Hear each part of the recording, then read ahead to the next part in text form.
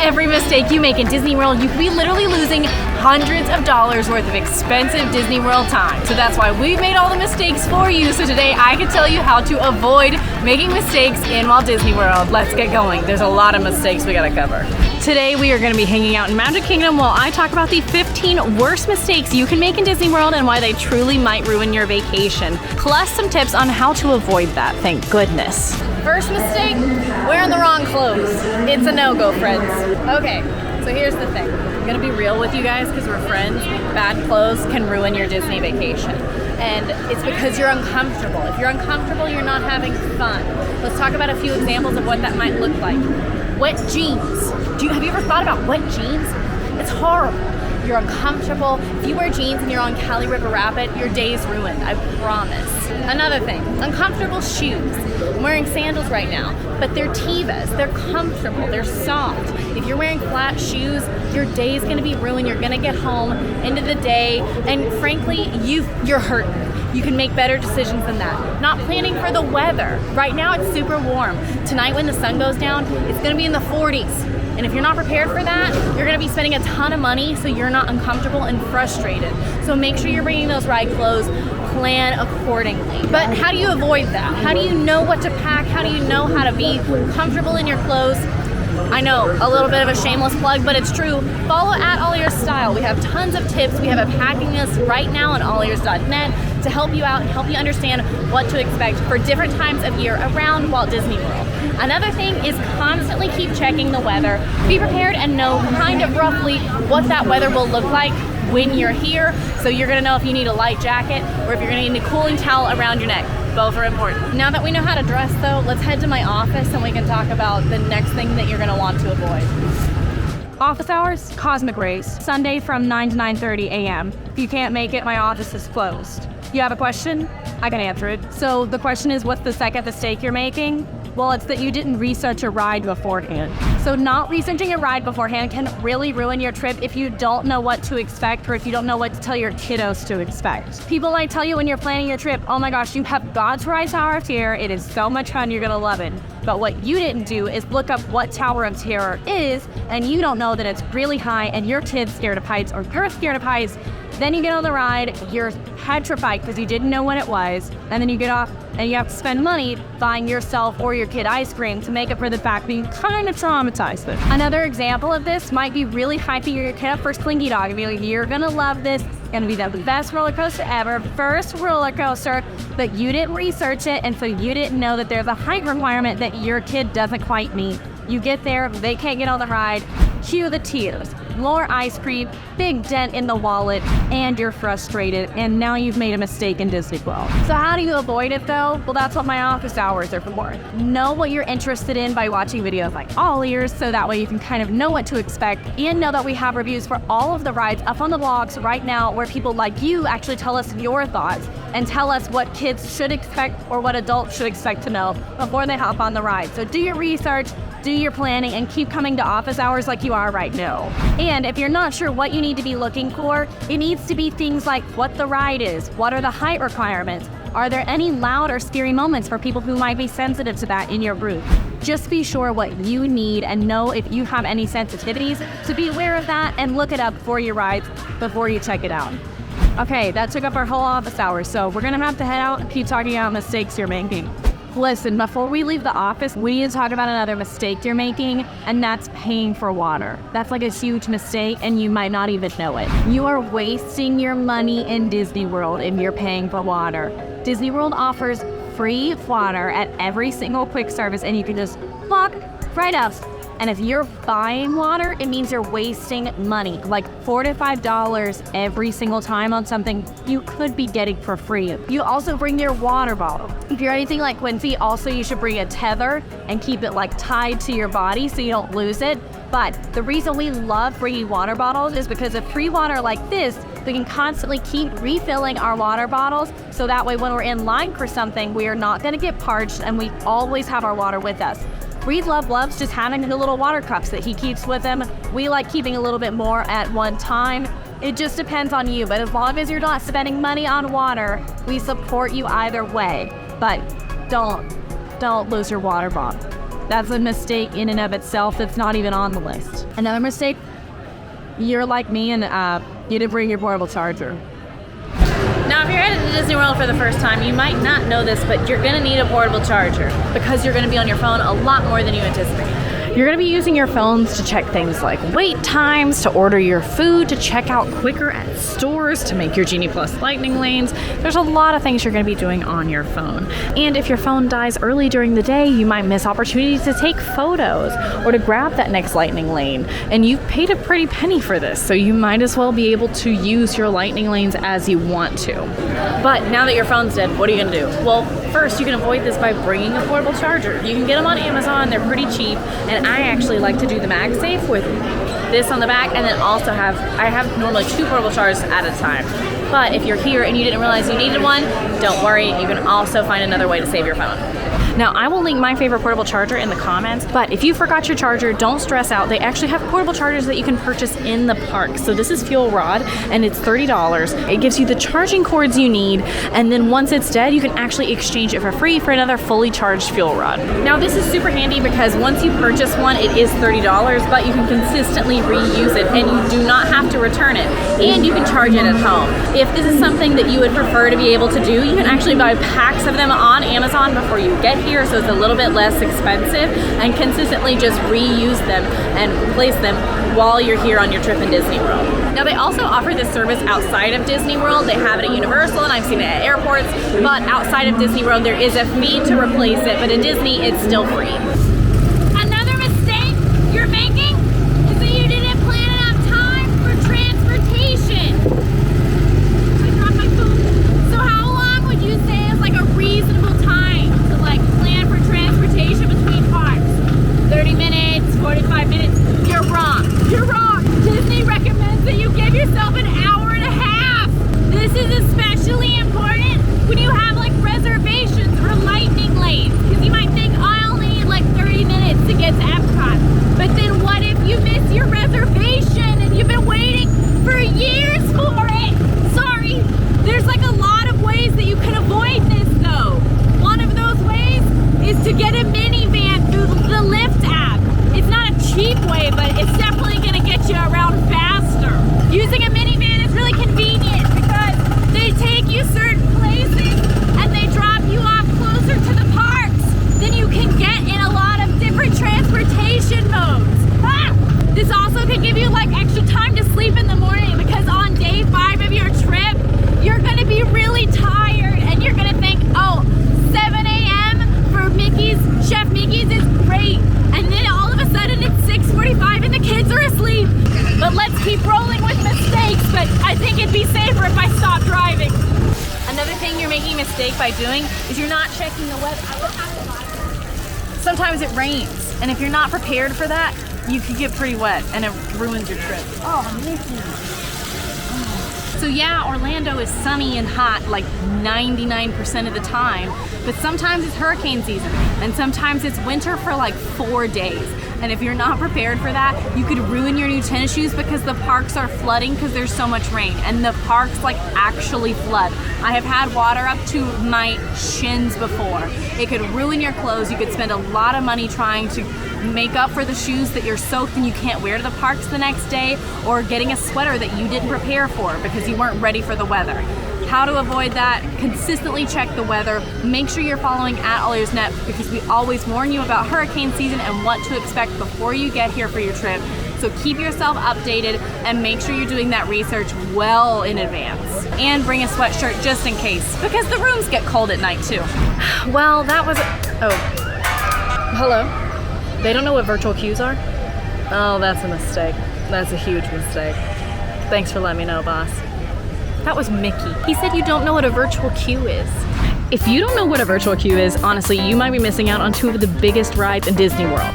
A virtual queue is essentially a special line that you hop in on the My Disney Experience app, and that's how you're gonna get access to Tron and Guardians of the Galaxy Cosmic Rewind. There's 2 different chances to get into a virtual queue.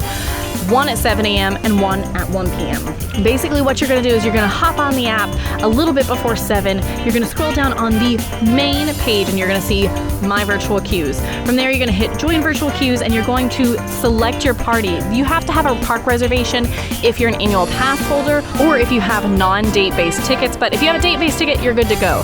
So then you just need to, at 7 a.m., hit refresh, hit Join Virtual Queue, and boom, there you are. You're gonna get in line for 2 of the biggest rides in Disney World. Now, you have to do it separately. You can't do them at the same time. So you're gonna have to do Tron in the morning and Cosmic at night, or if you know, Magic and Epcot on a separate day. If you're a thrill seeker and you wanna hop on these rides, you need to know what this is, or you're gonna be stuck spending more money, because if you miss out on the virtual queue, the only other way to hop in line is to pay for an individual lightning lane. But how do they avoid that though? Oh, they just need to like prepare for a virtual queue and watch AllEars tips, so that way they know how to get a virtual queue like we just explained right now, and set an alarm before 7 a.m. so that way they don't forget. Oh, that's like super simple. That's like a really easy way to avoid missing out on a virtual queue. Ooh, there's a mistake in here. You don't know what Genie Plus is. Now, we understand virtual queue.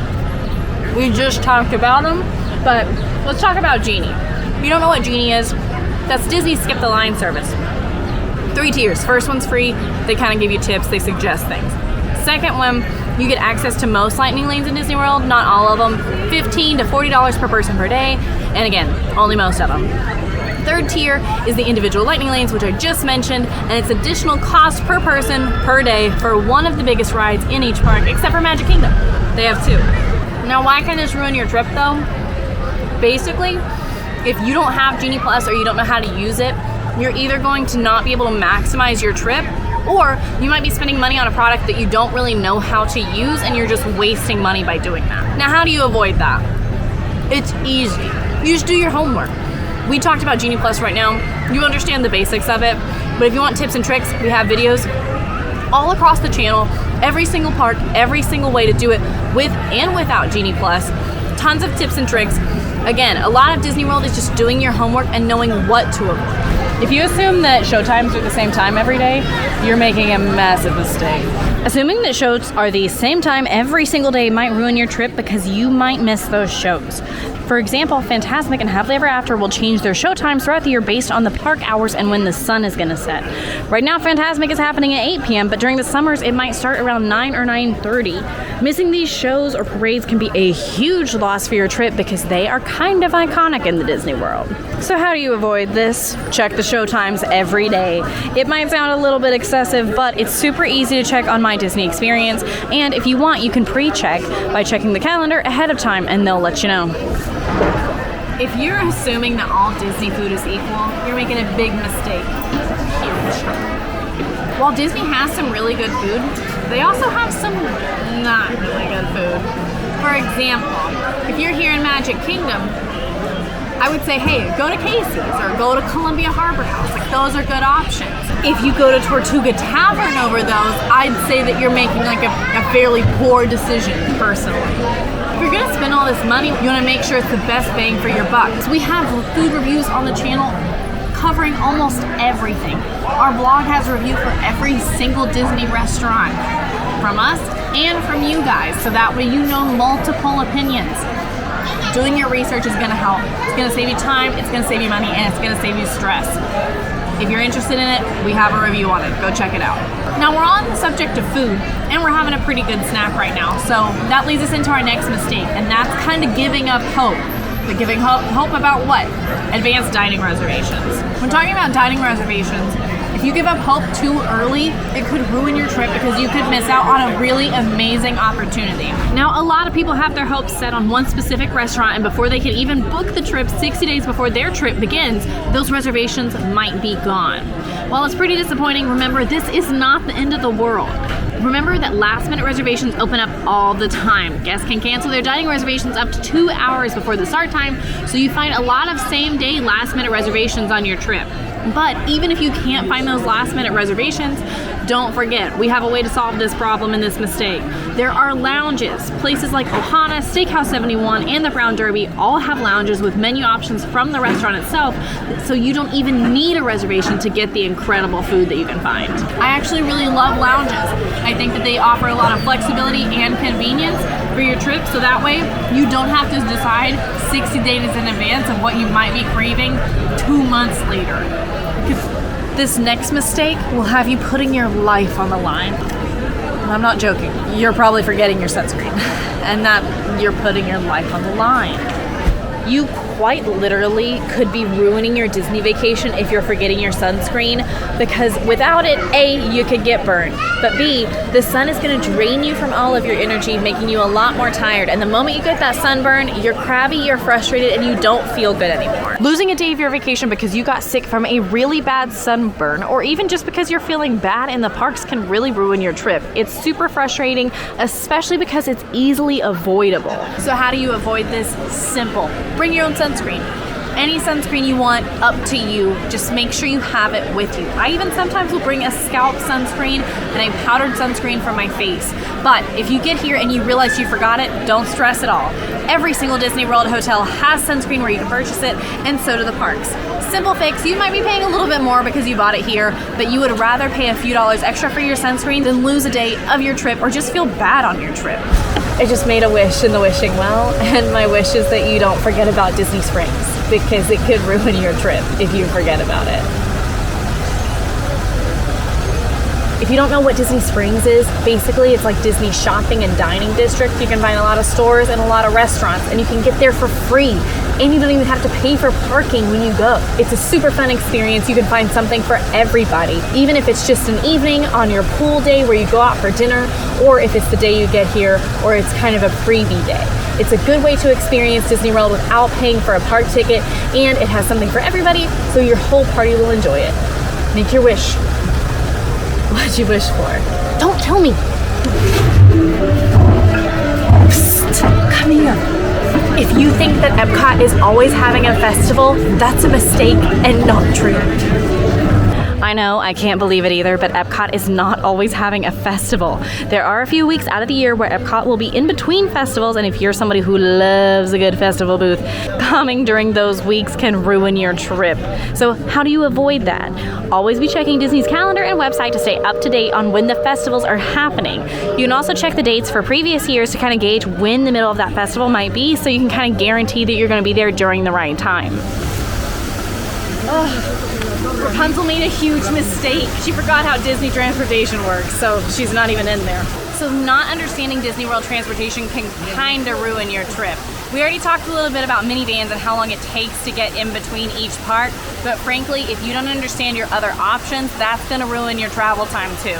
If you're staying at a Disney World resort, consider looking at Disney resorts with options other than just buses. You have boats, you have Skyliners, monorails, and the buses, and sometimes, frankly, the buses can slow you down. At bigger resorts, the buses definitely are slower, but then also they might have to make multiple stops. So even if you're traveling in between parks, it can be an issue, but if you're trying to get home at the end of the night, it can also be a really big issue, because it could be 11 p.m. when you get on the bus, and you might not get home until midnight. And if you have kiddos or just yourself, that is a long way to drag somebody across a hotel. So how can you avoid these issues? Research the hotel. Know what options you have before you're booking it. And if you're nervous about how to do that, Quincy has a full series all about hotels. All the details are over there.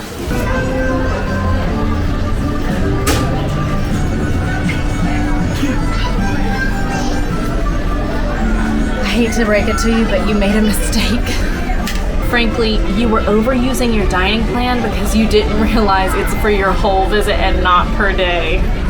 Now this one's newer, so if you make this mistake, it's a-okay. And honestly, if you've made any of these mistakes, it's okay, because so have we. That's why we know what not to do anymore.